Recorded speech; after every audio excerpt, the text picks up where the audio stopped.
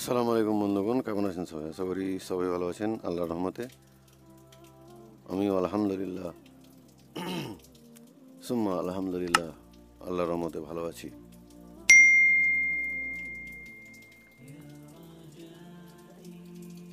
আল্লাহ তাআলা আমাদের এই জীবনের মধ্যে, এই ক্ষণস্থায়ী জীবনের মধ্যে বিভিন্ন রকম পরীক্ষা এবং আজমাইশ বা টেস্ট করে থাকেন আমাদের, যাতে করে আমরা এই জীবনটাকে শুদ্ধ করতে পারি বা এই জীবনটাকে সফল বানাতে পারি। তো কিভাবে সেটা সফল বানাবো? আমরা কিভাবে আল্লাহর নিকট লাভ করতে পারবো? কিভাবে আল্লাহর প্রিয় বান্দাদের তালিকায় নিজের নামটা লিখাতে পারবো? সেই তালিকা আর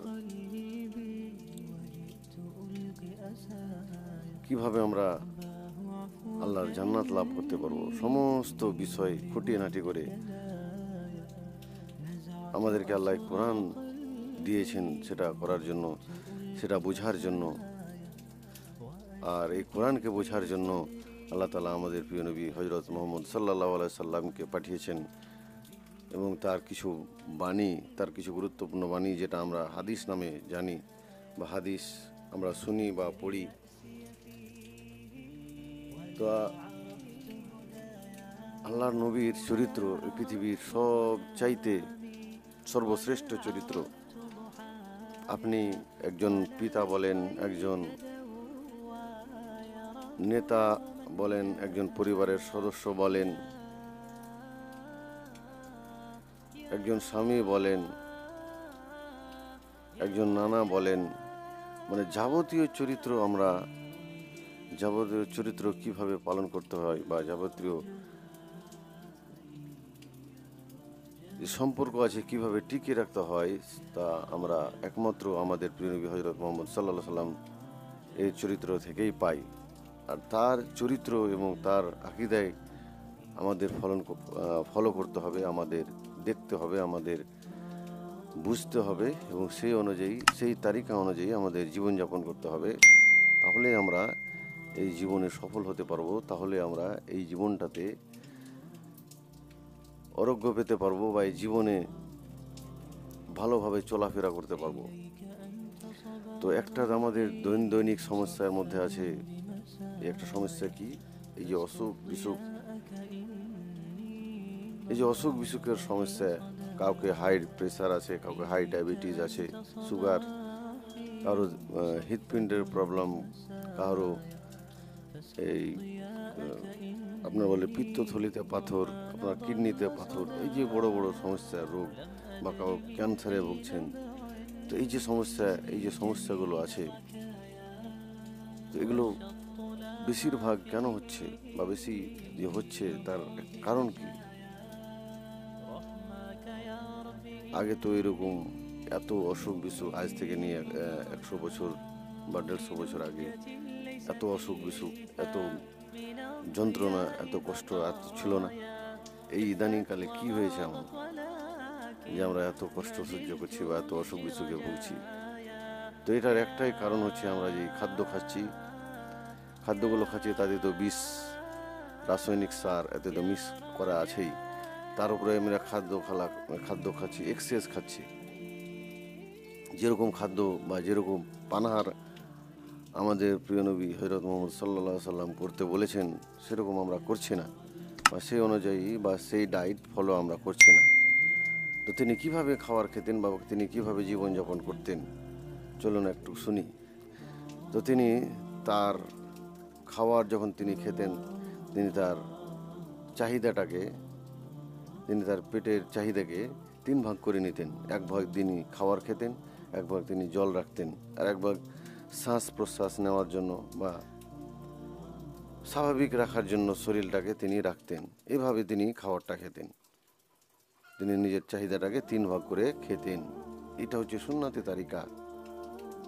আর বিভিন্ন হাদিসে আমরা দেখতে পাই যে আমাদের প্রিয় নবী হযরত মুহাম্মদ সাল্লাল্লাহু আলাইহি সাল্লামের প্রধান খাদ্য ছিল খেজুর।